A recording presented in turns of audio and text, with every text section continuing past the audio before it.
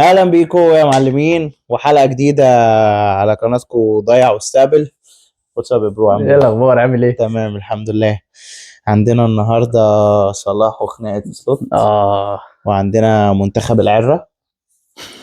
حرام يعني عليك يا عم، لا لا لا، بلدي برضو. ما انا فاهم يا بلدي يعني، وانا يهودي، بس يعني شكلك. اللي حصل يعني ده منتخب عره. امم وعندنا كاس الامم وقرعه كاس العالم. تحب نبدا بايه؟ انا عايز ابتدي بصلاح، انا في كلام كتير عايز حلو اقوله. حلو، نبتدي بصلاح. ماشي. طيب مبدئيا بس اه. انا هقول رايي واسيب امين لك، انت راجل امين. ليفربولي فانا هسيب لك الكلام كله. تمام. بس يعني انا رايي في قصه صلاح، امم اللي عمله صح وغلط. صح ككلام، هو حقه وان انت نجم الفرقه والكلام ده كله، امم بس غلط كوقت.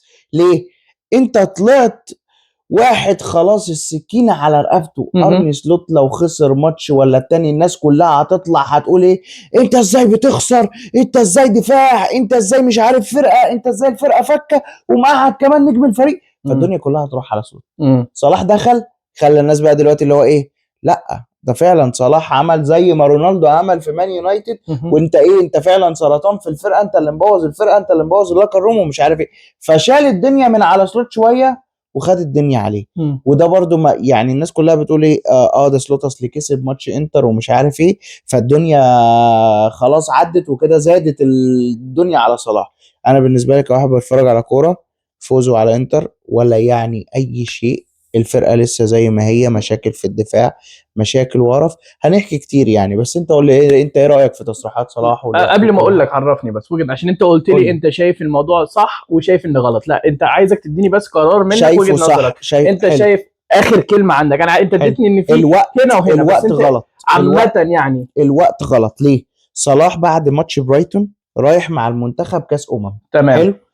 انت دلوقتي فرضا نفترض امم ان هو على فكره بالمناسبه صلاح بكره يس. مع التيم ماشي. يس. بس ما يتهيأليش انه هيلعب، وممكن يلعب الله اعلم. امم بس انت دلوقتي انت حطيت بريشر عليك ان انت دلوقتي هتروح كاس الامم. امم وفرضا وده يا احتمال ضعيف، بالنسبه لي احتمال صفر، يا ان ارني سلوت عرف يظبط الفرقه وبدا يكسب. هترجع صلاح هياخد مكانه؟ امم حتى لو انت هترجع هتاخد مكانك كانت نجم فريق والكلام ده كله، انت دلوقتي صعبتها على نفسك ان انت هترجع.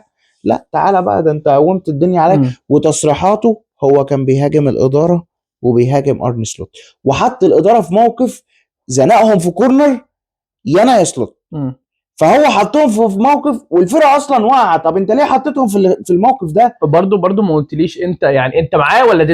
ايه اللي كلامه عمله؟ كلامه كلامه صح، اه. بس الوقت غلط. التوقيت غلط. بس طيب لو انا. كان اتكلم مثلا امم وهو اثناء وهو مثلا مع المنتخب مثلا في لقاء صحفي او حاجه زي كده، امم اتسال سؤال واتكلم، امم تمام انت كده كده بعيد عن الفرقه ومش عارف ايه، امم وخلاص اتكلمت وانت فعلا يعني رحت كاس الامم وانت قاعد بقالك كذا ماتش، امم فاهم قصدي؟ فخلاص فالدنيا خلاص بعيد. او مثلا اتكلم لما رجع من كاس الامم وبرضه لقى نفسه قاعد على الدكه، حقك ساعتها اتكلم. ده لو كان ارن سلوت اصلا لسه موجود امم فكان حقك ساعتها تتكلم، لكن ما تقعدش ماتشين ثلاثه على الدكه تطلع تتكلم. ممكن تتكلم الكلام ده مثلا في اللوكر روم جوه مش عارف ايه، ما حدش سامع، فما يعني اعمل اللي انت عايزه، يكش تكسر اللوكر روم على دماغ اللعيبه ودماغ الناس تمام كلها. تمام. اصل انا برضو انا شايف حاجه، يعني ارن سلوت هو مقعد صلاح. امم انت شايف خلاص انت مشاكلك كلها اتحلت، وقلت صلاح هو اللي ما بيدافعش فعشان كده انا بلبس 10 تجوان في اخر كام ماتش. امم يا جدع، جون ليدز التاني امم الولد داخل من عند ناحيه الرايت باك، المهاجم بتاع ليدز داخل من عند ناحيه الرايت باك ناحيه سوبوزلاي، مش فاكر سوبوزلاي او مين اللي كان بيلعب رايت باك الماتش ده. ثلاثه مدافعين من ضمنهم الاسطوره طبعا فان دايك اللي بيحلق ما بيدافعش، من ضمنهم ثلاثه مدافعين من ضمنهم فان دايك. الواد معاه الكوره، الثلاثه واقفين حواليه بيحلقوا حواليه واقفين بيتفرجوا، وفي واحد تاني واقف في النص في وسطهم اللي جاب الجون واقف فاضي. هل لما الثلاث لعيبه بيلعبوا في ليفربول، فريق من اكبر فرق الدوري الانجليزي ليفربول، تمام. مش عارفين يقفوا، مش عارفين بوزيشن صح، هل دي تبقى مشكله صلاح ولا مشكله لعيبه؟ مشكلة مدرب. باينه من زمان. هل فان دايك بالفورمه اللي هو بيلعبها هو وكوناتي؟ فان دايك كل كره حد بيخش عليه بيشوط عامل لي كده، كل كره بيعمل لي كده. انت بتدافع ولا بتعمل ايه؟ صح. انت بتدافع ولا بتعمل ايه؟ صح. فواحد زي فان دايك ده مش هيقعد ليه؟ عشان صح. هولندي. لا ده ابسط حاجه. نفس ممكن في ناس ممكن يفكروا بيها كده، بس انا بس بفكر المشكله مش في كده خالص. المشكله انت عندك مين تاني مدافع؟ يعني انت بص، انت فان دايك اللي هو، لو فان دايك اللي هو لعب فورمه سيئه جدا جدا جدا ما يقدرش يشيله. ما فيش مدافع هيحط مين جوميز مكان فان دايك، ما ينفعش. ماشي، بس انت لازم كمدرب، بس انا مقتنع بكلامك على فكره. انا عن نفسي انت لازم كمدرب تشوف لي حل، مش مشكلتي. طب انا عايز ارجع بس لنقطه صلاح، عشان انا بس بقى ايه، انا ليا وجهه نظر مختلفه. حلو. انت بتقول هو اللي عمله صح وغلط، انا معاك هو اللي عمله صح وفي نفس الوقت غلط، بس انا همسكها بطريقه ثانيه. مبدئيا انت عارف انا بحب صلاح قد ايه، ابن بلدي، وهو اللي حببني في ليفربول. تمام. ما فيش اي حد اكبر من نادي بغض النظر انت مين وعملت ايه. يعني ميسي بذات نفسه مش اكبر من انتر ميامي اللي هو معاه دلوقتي، ما كانش اكبر من بارسا، وما فيش اي لعيب اكبر من النادي. انا ضد صلاح في الموضوع ده بغض النظر بحبه قد ايه، انا ضده في اللي عمله عامه. انا معاك. انت لو متضايق انت ممكن انترنالي كده في اللوكر روم مع الكوتش تكسر الدنيا، بس عشان تطلع وبعدين تقول الاداره ومش الاداره ومش عارف، انت كده بتثبت ان انت اناني. انت عايز نفسك انت بس. انت نفس، انت ما يهمكش الاداره، ما يهمكش النادي اللي عملك، النادي اللي عمله على فكره. انت متهيألي انت ممكن تكون واخد تصريحاته بشكل غلط. مش بشكل غلط، انا النادي اهم منه، بس انا فاهم وجهه نظره. هو وجهه نظره في ايه؟ انتوا خلاص يعني. انا هقول لك، ما انا عايز اجي لك، المشاكل كلها انا فاهم مش شايلني انا الليله. هو على فكره مش هو السبب ان ليفربول بتلعب بطريقه يعني وحشه جدا، هو كله بيقع الكوت. بس فكر فيها، انت دلوقتي المدرب قعدك على الدكه، لما بيقعدك على الدكه بيبعت رساله للنادي كله وكل المشاهدين، يعني ان انت السبب. حلو. احنا بنلعب وحش عشان انت السبب، فبالتالي انا مقعدك على الدكه وبلاعب جاكبو على حسابك. طب اول حاجه، ولا صلاح ولا جاكبو، انت قاعد جاكبو ما قعدش صلاح عمل للنادي اكتر ما جاكبو عمل باضعاف. لا سيبك من اكتر انه عمل. صلاح من نوعيه اللعيبه اللي ممكن يقعد ال 90 دقيقه ما يعملش حاجه ويجي باس واحد بس او جون واحد في ماتش واحد. انا معاك، يخطف لك الماتش. انا معاك. انا برضه انا فاهم هو كلاعب، هو طبعا متعصب، هيز فيري فرستريتد، عشان هو يعني ما فيش اي حد لعب الموسم ده غير زوبوزلاي.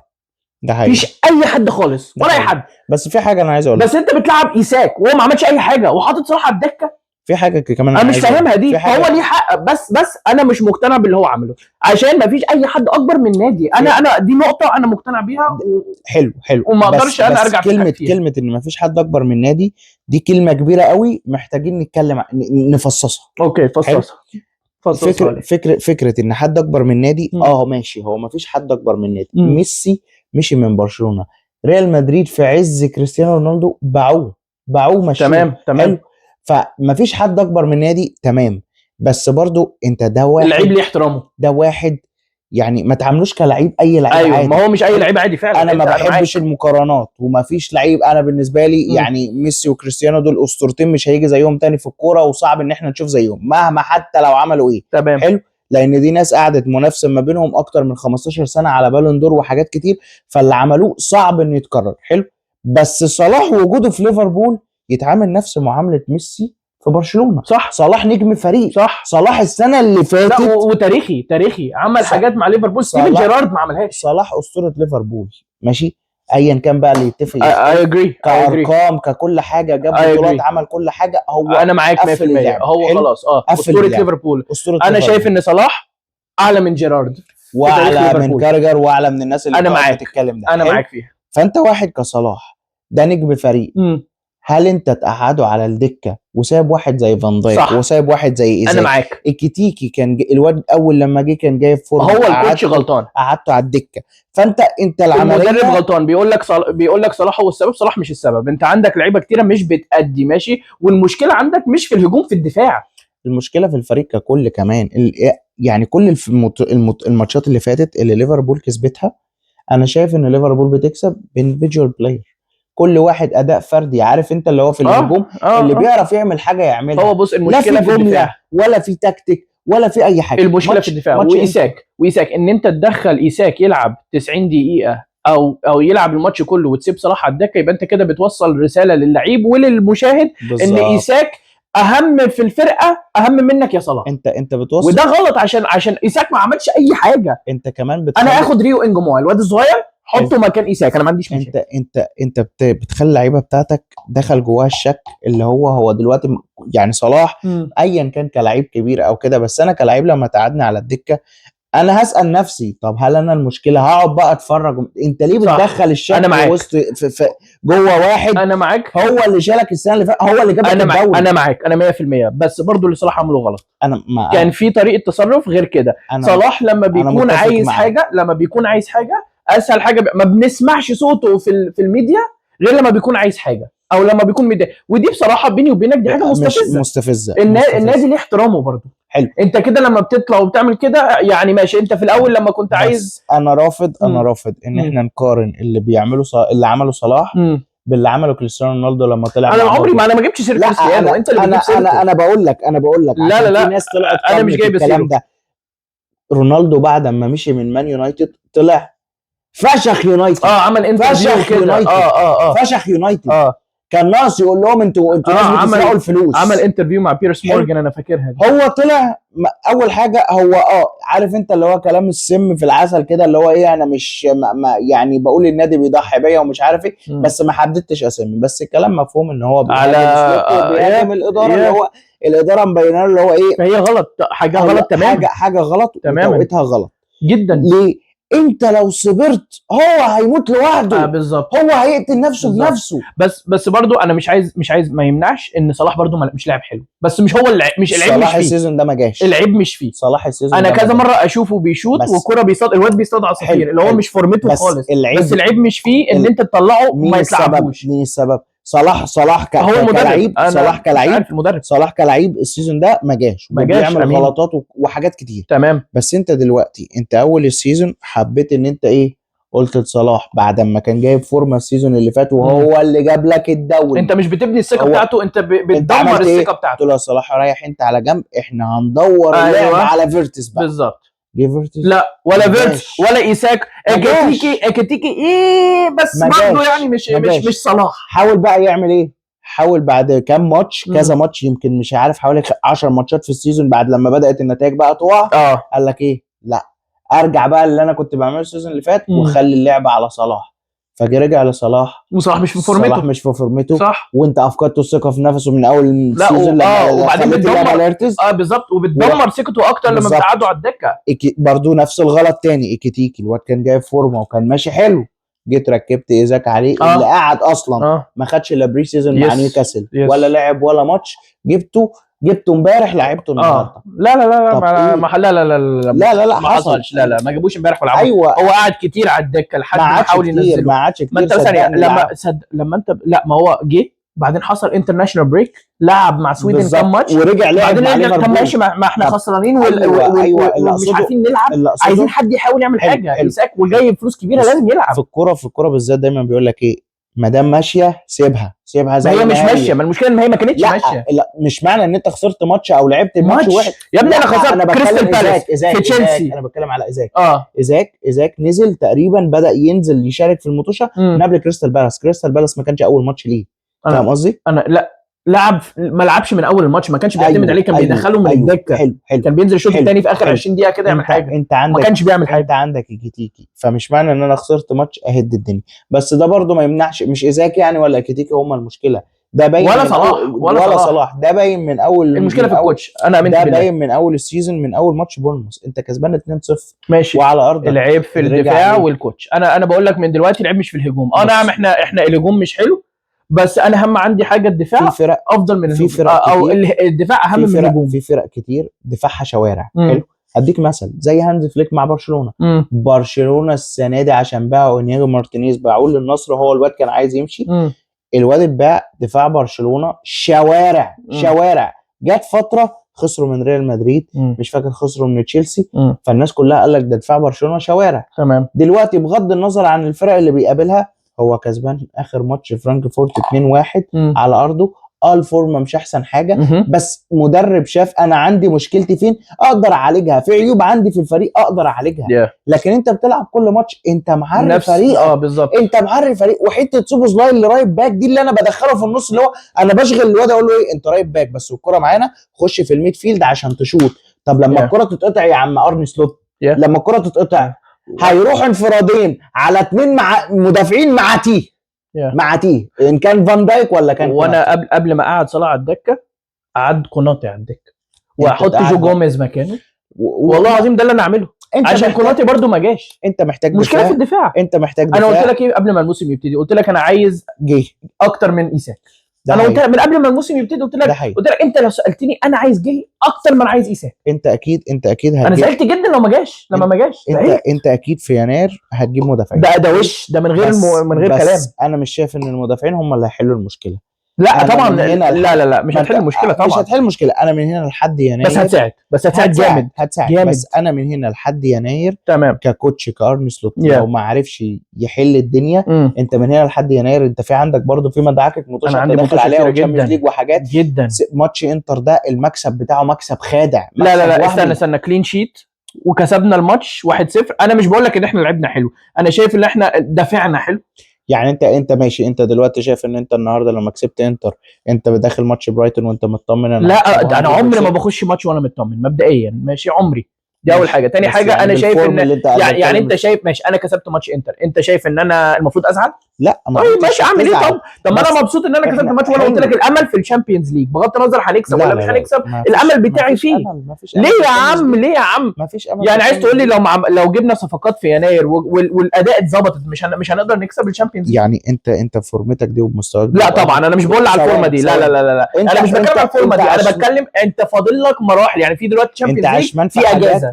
انا مش عشمان. لا انت دلوقتي انت عشمان في حاجه. مش عشمان بس بقول لك املي الوحيد ان انا احقق لقب يعني كبير فين عشان الدوري خلص. يعني الدوري خلص. يعني انت الدوري اللي ما فيهوش دلوقتي غير ارسنال الشامبيونز ليج اسهل من الدوري الانجليزي وبقولها لك وش. لا مفيش يا برو مفيش حاجه. الشامبيونز ليج اللي سهل. لا اسهل من الدوري الانجليزي. ازاي؟ انت عندك بايرن وعندك بي اس جي وعندك ارسنال وعندك السيتي وريال مدريد. لا دول سهلين. انت هتقارن 38 ماتش على مستوى الدوري بتاع مثلا 16 ولا 15 ماتش في الشامبيونز ليج. ده بقى حاجه مختلفه. خليني اقول لك ماشي. وبعدين في نوك اوت ستيج 38 ماتش. انا فين في الدوري؟ انا هصعد ولا مش هصعد؟ قول لي ساسا هصعد ولا مش هصعد؟ هتصعد ايه بعد الجروب ستيج او الليج ستيج في الشامبيونز ليج؟ هصعد. اتفقنا. حلو. بعد ما اصعد بقى في ايه؟ في نوك اوت ستيج لاست 16. امين. اللاست 16 ده هل ده ما معناه يعني ان كده نيوكاسل فرصتها اسهل انها تكسب الشامبيونز ليج؟ يس برو. يعني انت مفيش حاجه اسمها نيوكاسل. انت عايز تكلمني في نيوكاسل اسهل لها تكسب الشامبيونز ليج ولا اسهل لها تكسب الدوري ولا ده ولا ده؟ هقول لك كلمه قبيحه بس بلاش. ولا ده ولا ده؟ لا ولا ده ولا ده؟ لا نيوكاسل انا اخري ان انا العب مطوشه حلوه في الدوري مش عارف ايه الفرق اللي انت. لا خليني طبعا لا ما عشان بتقول كلام مستفز. لا كلامك انت اللي غلط. لا مش غلط يا عم. خلينا ايه اسهل عامه ايه اللي اسهل ان انت تكسبه؟ طب سؤال ليه ريال مدريد كسب الشامبيونز ليج 16 مره وكانت احيانا في ال 16 مره اللي هم كسبوا الشامبيونز ليج فيها دي احيانا كان ادائهم في الدوري زباله. حلو. زباله ليه؟ ممكن because it's easier to win the Champions League and don't say it's not bro. it's not. ممكن تسمع ماشي. الدوري عايز حد لونج ران consistency. ايوه ماشي. طب خلينا نتكلم والعناب النقاش معاك. اتفضل يا عم. انتوا شعب جاهل مش شعب وسخ مش بتتعلموا التحضر. انا معاك. امين. حلو. دلوقتي احنا اللونج ران في الدوري الانجليزي 38 ماتش. انت قادر ان انت ممكن وانت جاي فورمه عاليه فشخ تيجي تقع قصاد ليدز، تقع مش عارف قصاد لوتن تاون، تقع مش عارف قصاد فرق. انت السنه اللي فاتت خدت الدوري وتقريبا اتعادلت مع لوتن تاون صح؟ يعني فانت هتقع في ماتشات صغيره. لوتن تاون ما كانش بيلعب في الدوري الموسم اللي فات. انا مش فاكر. انت في ماتشات سهله وقعت فيها. امين. حلو. وانت واخد الدوري. حلو ماشي. في الشامبيونز ليج انت ما ينفعش. يعني بي جي خدت الدوري السنه اللي فاتت وهي بتلعب زيك كده ولا كانت دايسه على الكل؟ دايسه على الكل. ايوه بي اس جي كانت قويه السنه. حلو. السنه اللي قبليها ريال مدريد لما خدت الدوري كانت دايسه على الكل ولا لا؟ ماشي. دايسه. في مرات حد بياخد الشامبيونز ليج ممكن طريقه يساعده شويه بس هيساعدك لحاجه معينه. ايوه ده اللي بتكلم عليه. خلينا كمل. عشان طريقك ممكن يبقى اسهل من طريق حد تاني. حلو. طريقك حلو. احنا دلوقتي لو اتكلمنا على الكورة فاينل ما تقنعنيش ان انت في الكورة فاينل هتقابل استون فيلا ولا نيوكاسل. اسالك سؤال. فاكر في 2019 كان 19 لما كنا في الشامبيونز ليج فاينل ضد ريال مدريد في باريس؟ فاكر انت السنه دي؟ اه. سنتها انا فاكر كنت انت بتقول لي ايه؟ بتقول لي انت محظوظ. وقعنا مع مين بقى في الدور 16 حلو. والدور والكوارتر فاينل والسيمي فاينل؟ كل فريق كانت فيلا ريال، بنفيكا، وفريق تاني صغير. حلو. ماشي. طريقنا للفاينل كان سالك فشخ. حلو. انا بقى عايز اقول حاجه. انا عايز اقول حاجه، انا كنت عارف انت هتقول أيوة. ماشي على الادب. انا عارف انت هتقول بس يلا كويس ان انا لحقتك. حلو عشان في ناس بتتفرج علينا. بس انا دلوقتي هقول لك صغيره برضه. لا مش عيال صغيره، مش الدرجه دي. ماشي. انا اقول لك على حاجه. انت شايف ان انت تاخد تشامبيونز ليج يا معفن، امين، يا عره، امين، يا بتاع بي اس في، امين، بي اس في اللي غلبك على ارضك 4-1. حصل. ده انت بيجح، ده انت زملكاوي. حصل. ايه يعني؟ طب المشكله يعني ايه؟ يعني انت عايز تقول لي وانا مبسوط ان انا اخد تشامبيونز ليج وطريقي كان سهل كده؟ انا عايز تقول لي كده يعني حتى وانت سهل انت خسران من بي اس في، مفيش مشاكل. هتخسر من مين ولا تاني؟ بيهمني لو في اخر الموسم كسبت اللقب، التاريخ مش هيفتكر الموسم ده انت خسرت لمين وكسبت مين، هيفتكر ان انت كسبت اللقب وما حدش يقدر يديني كلمه بس. حلو. صح. حصل ولا لا؟ حصل ولا لا؟ دي حاله يعني ماشي. زملكاويين. ايوه انا زملكاوي يا عم. حاله انتماء، فالانتماء بيوصل للغرور، فالغرور بيوصل للعبث، فبتتخيل ان انا فريق فشيخ. امين. لا انا ما قلتش كده، انا عارف ان انا بلعب يعني وحش بس انا لو فقدت الامل في كل حاجه يبقى مش هتفرج على الكوره خلاص. لا حقك، مش هتفرج على الكوره. فاللي هو لا، لازم يبقى في حاجه تشجعني ان انا عايز اشجع فريقي. لو انا بلعب ومش هوصل لحاجه في النهائي، او لو مفيش امل ان انا هوصل حاجه، مش هتفرج. لا فسيبني حتى لو انا في لالا لاند كده، سيبني خلي عندك امل انك هتاخد كاس العالم بتاع الانديه والمنتخبات. هاخده ماشي. ما انت هتاخده، انت خدته اوريدي. انا خدته كتير. بس بص، قبل ما نكمل احنا كده متفقين صلاح مش غلطان في تحسسه، بس غلطان ان هو عمل اللي عمله. حلو ماشي. خلينا بقى من صلاح ايوه لمصر بقى. نروح لمصر. تعالى البلدي، لمنتخب العرة حبيبي العرة. ايوه. بص يمكن انت عشان ما تتفرجش على كوره كتير في مصر، بس يعني اسمح لي انا الطلعه دي. تمام اتفضل. ماشي. بص احنا بقالنا في مصر تقريبا داخلين من امتى؟ تقريبا من ايام الجيل الذهبي اللي هو ابو تريكه وبركات ومش عارف ايه، وكان برضه كان في الزمالك محمود فتح الله ومش عارف مين. الناس دي احنا ساعات كنا بنتريق عليهم، يعني مثلا في الدفاع مثلا مش عارف كان وائل جمعه ومش عارف ايه. احنا كنا عبط ان احنا بننتقد الناس دي. كنا مفكرين ان الناس دي وحشه ومش عارف عشان مش عارفين تصعد كاس العالم. أيوة. وبطوله افريقيا خدوها في 3 سنين بس في التصفيات بتاعه كاس العالم ما كانوش عارفين يصعدوا، ونقول لا وكنا ننتقد ومش عارف ايه. احنا كنا عبط جدا، كنا عبط. بيقول لك هنا ايه we took it for granted. ايه؟ أيوة. احنا كنا شايفين الوسخ بس ما كناش عارفين ان في اوسخ. ايوه امين. احنا وصلنا لمرحله في الكوره. لا واللي غريب ان عندك لعيبه بقى ايه تاريخيه زي صلاح يعني. ما هو ده بقى حاجه تانية. مرموش، ما هو ده بقى حاجه تانية. مصطفى محمد، لعيبه محترفين بره. ما هو ده بقى حاجه تانية. الكوره في مصر لما دخلت في مرحله السبوبه واللي معاه فلوس اكتر هو اللي بيلعب، ولا اللي مش عارف اللي عنده واسطه اعلى هو اللي يلعب، الموضوع باظ. الموضوع باظ. لذلك بنتفرج على الكوره لعيبه تعرف تباصي لا، تعرف تجري لا، تعرف تستلم لا، تعرف تشوط لا. يا جدع ده اكرم توفيق الماتش اللي فات شاط 3 كور في الماتش الاخراني اللي احنا خسرناه بتاع الاردن. شاط يمكن 4-5 كور على الجون، الكره ما اترفعتش من على الارض. يا نهار اسود يا عره، ايه العره ده؟ مش عارف تشوط الكره تعلى من على الارض، وبيشوط شوطه والله العظيم لو جبت طفل عنده 5 سنين هيشوطها وتقول له شاطر يا حبيبي يلا شوط تاني. بس بغض النظر يعني انا عايز افكرك برضو الفريق اللي لعب في كاس العرب ده اللي فات اللي خرج من المجموعه برضو ما كانش الفريق بتاعنا الاساس. ايوه وانت الاساسي الفريق. انا ما بقولش الاساس، لا انا ما بقولش الاساس بيلعب عدل، بس برضو يعني عايزك خليك فاكر النقطه دي برضو عشان فكره مهمه جدا. النقطه دي ايه السبب في ده؟ في ده حسام حسن مدرب المنتخب ماشي، اللي هو يعني صوت بس على الفاضي ماشي. وادينا هو بقولها لك احنا في كاس مش هنعمل حاجه، ومش بعيد كمان نطلع من الجروب ليج ستيج. لا مش قوي كده. لا قوي انت مش عارف.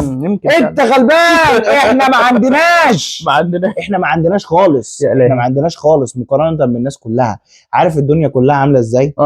عارف كده لما تبقى ماشي في طريق وجنبك عربيات، العربيات كلها بتمشي. في حد كان بيقول لك ايه؟ لا احنا الناس كلها ماشيه واحنا واقفين. لا احنا بنرجع.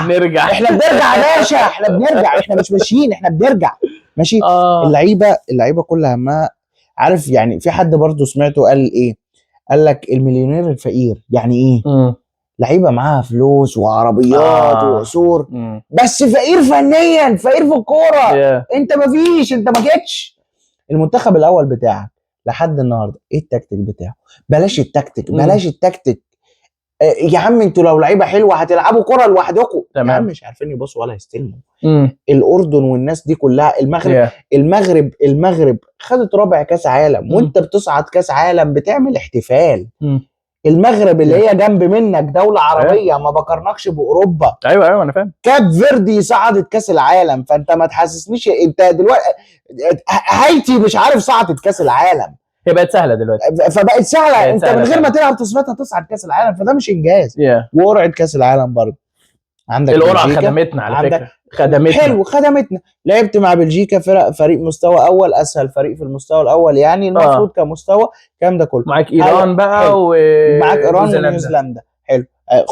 خد واحده تانية اهي، بنسبه كبيره مش هنصعد من الجروب ليه. لا بقى مش والله احنا تعبانين، مش هينفع. احنا تعبانين. وكاس الامم اللي جايه دي لو اتداس علينا المطوشه السهله بتاعت السودان وجزر القمر والحاجات دي كلها هيبقى صعب ان احنا نكسبها. عارف ليه؟ عشان الدول اللي انت كنت بتشوفها دي من 10 سنين كانت بتعدي جنبك تديهم 7 8 9 0 كده زي السلام عليكم. الكره اتطورت، الكره بقت حديثه. المنتخب اللي راح بيلعب بطوله العرب بيلعب من غير محلل اداء. بيلعب مع واحد عصام الحضري واحمد حسن، ما اعرفش بتشوف فيديوهاتهم ولا لا. لا مش صاحبي يا صاحبي، ده مدرب يا نهار اسود، يا نهار اسود. مدرب طالع بيعمل فيديوهات وتيك توكر لايف. بتدور على ريتش يا ابن الكلب، بتدور على ريتش. طب العب، طب العب. فيقول لك طب انا هنزل ماشي. ما هو المنظومه كلها بايظه، المنظومه ضايعه. انت يعني عارف حسام حسن لما رفض ان هو يروح يلعب بطولة كاس العرب عشان بالمعنى يعني ما يتفضحش ويخرج ويقولوا له ايه ويفيروه مش خرجت، طب يلا اتفرج حتى في كاس الامم كده. فهو صايع وعارف ان هم هيمشوه. راحوا جابوا له مين؟ جابوا له مدرب اسمه حلمي طولان اللي هو وحسام حسن مش بيطيقوا بعض، لو طالوا يضربوا بعض بالنار هيضربوا بعض بالنار. جاب له ده عند. فبقينا بنعمل ايه؟ يا عم مش انت مدرب المنتخب في كاس العرب؟ ايوه يلا اختار اللعيبه. قال لك لا، ما انا هستنى لما اشوف الفريق الاول يختار مين واللي مش هيختاره انا اخده. تعرف لو كان كسب كاس العرب ده وحسام حسن خسر الكاس الامم لا ما فيش حاجه اسمها كده. كانش يعملوا كده؟ ما فيش اي حاجه من الكلام ده. طيب انت شفت التشكيله اللي حسام حسن اختارها عشان ياخد الشباب يعني اللي هياخدوا معاه لكاس الامم يعني؟ شفتها. في اي مفاجات؟ ما فيهاش اي مفاجآت. في لعيبه كانت ممكن تروح تنضم. في واحد اسمه احمد عاطف قطه، ده كويس، ده بيلعب في بيراميدز، ده لعيب كويس الى حد ما خدوش، بس يعني في لعيبه تانية بتلعب في مركزه. تمام، هو بيلعب وينج او بيلعب مثلا في الميد فيلد. فيعني في لعيبه تانية زي امام عاشور وزيزو والكلام دي كلها. اللعيبه دي كلها انت شايفهم حلو يعني. انا هو واحد اهلاوي، زيزو وامام عاشور والناس دي كلها اللي بتلعب في الاهلي وتريزيجيه. وواحد زي تريزيجيه ده راح لعب بره. بس للاسف عارف انت لما تيجي تجيب عارف تفاحه بايظه محطوطه في كيس هتبوظ اللي حواليها. حلو. انت بقى عندك كيس مليان تفاح بايظ، وما تروح تجيب له مثلا حاجه تفاحه حلوه بقى من بلاد بره. أيوة. من بلاد بره. انا بلعب في الدوري الانجليزي يا ابن المرة. أيوة. بلعب في الدوري الانجليزي يا ابن المرة. حلو، يجيب لك ناس بتلعب من الدوري الانجليزي يجيبها يحطها وسط التفاح البايظ. ايوه مستني هتبوظ طبعا، هتبوظ. فتريزيجيه جالي من الدوري، ما جاليش من الدوري يعني، كان بيلعب في الدوري الانجليزي مع الوقت في الدوري المصري مستواه هيقل ومستواه هينزل زي اللي حواليه. زي اللي حواليه. ما انا مش بلعب على مدافعين هياخدوا القهوه بقى ويشيشوا. في لعيبه ملتزمه زي تريزيجيه وزيزو في الاكل وبيحافظوا على نومهم ومش عارف ايه، بس انت بتلعب في جو اجواء زي الخرا. انا بقى اتفاجئت بالتشكيله. في لعيب ناقص. مين؟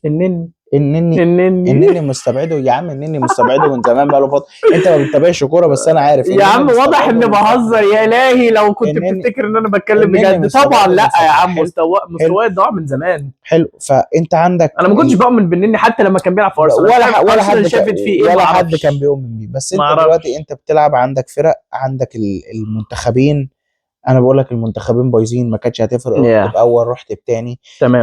انت الاردن عندها انا اتفاجئت بالاردن على فكره. الاردن انا بس عايز اقول لك انا فاجئك اكتر.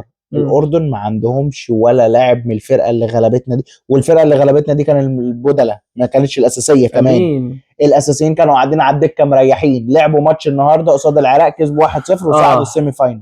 الفرقه دي، الفرقه كلها على بعضها، الفريق الاساسي اللي هم راحوا بيه البطوله العربيه ما فيهمش ولا لعيب محترف في اوروبا، كلهم اللي بيلعب في الدوري العراقي العماني، دوريات في الخليج. ما فيهمش غير لعيب واحد محترف بيلعب في اوروبا اسمه موسى التعمري، ده اللي ما راحش معاهم. احنا هنتفاجئ جامد لو مصر راحت في كاس الامم وادت حلو، وشكلنا هيبقى عرة كده ان احنا مش فاهمين احنا بنتكلم في ايه. انت لا شكلها مش هيبقى عرة، لان بص دي حاجه، في حاجه بيقول لك ما بني على باطل فهو باطل. المنتخب وكل حاجه باطل، كل حاجه مبنيه غلط، فما تستناش لما تيجي تنجح، لما تيجي تعمل الغلط كل سنه وتبقى مستني ان انت تنجح، ولو نجحت مره بالصدفه فتقول انا جامد، لا انت غلط. انت بادي غلط. انت بادي غلط.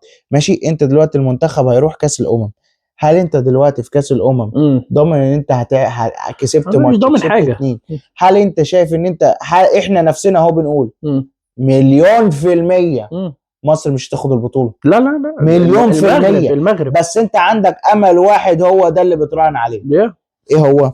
عمر مرموش ما بيلعبش مع السيتي، نازل عايز يجز يغل، وصلاح برضو ما بيلعبش، امام عاشور مش عارف لسه راجع من اصابه، فانت بتلعب لعيبه مستريحه بقى، بتلعب بلعيبه مستريحه غير مستريحه. انت بتراهن على لعيبه هم نجوم بس عايزين يعيدوا اكتشاف نفسهم، يثبتوا نفسهم حاجات كتير، فانت بتراهن على ده. هل ده يكسبك ماتش ماتشين؟ الروح بتعمل يعني، بص الروح غايبه عن مصر وغايبه عن الكره المصريه بقالها سنين. معاك، بس لو حسام حسن عرف يقول كلمتين كده قبل البطوله وعلى مدار البطوله، ما هو هم تقريبا الروح بيفرق. هم جايبين حسام حسن معينينه في المنتخب عشان الكلمتين دول بس، لكن تدريب ولا اي حاجه ولا اي كنافه. لا بس انا هقول لك حاجه، انا بيتهيألي دي اول مره نشارك في بطوله كبيره وحسام حسن الكوتش بتاعنا. ايوه، هو عمره ما درب منتخب مصر قبل كده، فاحنا ممكن نتفاجئ. تتفاجئ بايه؟ سيبني يا عم باملي يا عم. لا امل ماتت، وعمر وحنان وكلهم ماتوا كلهم ماتوا مع الناس دي، انا ما اثقش فيهم ولا 1%. مش كئيب بس دي الحقيقه مش هنضحك على نفسنا. ماشي انا معاك، انا قول الحقيقه، بس منتخب مصر عنده ماتش ودي ان شاء الله لو اتلعب مع نيجيريا قبل البطوله. حلو. انت اهو وانا اهو وراهنك على اللي انت عايزه. مصر في كاس الامم في دور المجموعات مش هنكسب ال3 ماتشات، ده لو صعدنا اصلا من المجموعات. مش مهم نكسبهم بس نصعد.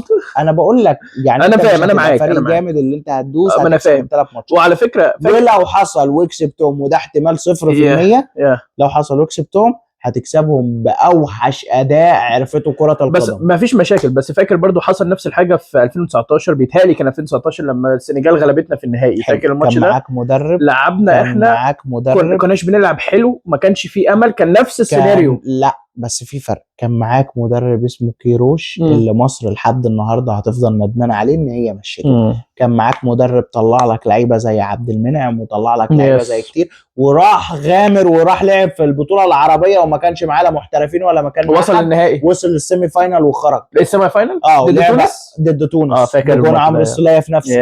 ولعبوا ثالث ورابع قصاد قطر، خسروا بضربات الجزاء وخدنا المركز الرابع. بس مدرب كان عنده فكره، عنده كوره. انت رحت كاس العرب وزي ما رحت زي ما جيت ما عملش اي حاجه. اللعيبه راحت عملت شوبينج في مول قطر ودلعوا نفسهم تليفونات وعبايات وحاجات تانية، ماشي، ورجعوا ما جابوش اي حاجه، ما عملوش اي حاجه. لا رحت لاب شباب، لا رحت بلعيبه شباب نقول كسبنا من البطوله دي لعيب شاب ينفع المنتخب الاول، ولا رحت بلعيبه جديده، رحت بلعيبه ما تعرفش اي حاجه. يعني انت شايف ان مفيش امل خلاص؟ ما نتفرجش على البطوله حتى؟ ما فيش اي امل، ما فيش اي امل غير لما الفساد اللي في اتحاد الكوره والفساد اللي في الكوره المصريه ينتهي خلاص. بس ويعني مش حابين ننهي الحلقه بكآبه بس يعني نقدر نقول اذا كان في حاجه حلوه في الكوره المصريه، مش بقول كده عشان انا اهلاوي، هو الاهلي بس. لا دي حقيقه، هو في حاجه حلوه بتحصل في الكوره المصريه غير الاهلي؟ في حد بيشارك في الكوره المصريه غير الاهلي؟ ابدا. الاهلي اللي بيروح كاس العالم، الاهلي اللي بياخد افريقيا، وهو بيراميدز اهو بدا يفوز شويه وياخد حاجه. ما كنتش هتعدي الحلقه غير لما تقول كلمتين على الاهلي. انا عارفك دي حقيقه، انا ما بقولش حاجه على الاهلي، ما بقولش حاجه كده، دي حقيقه. بس يا رجاله، ونقابلكم في حلقه جايه، وسلام.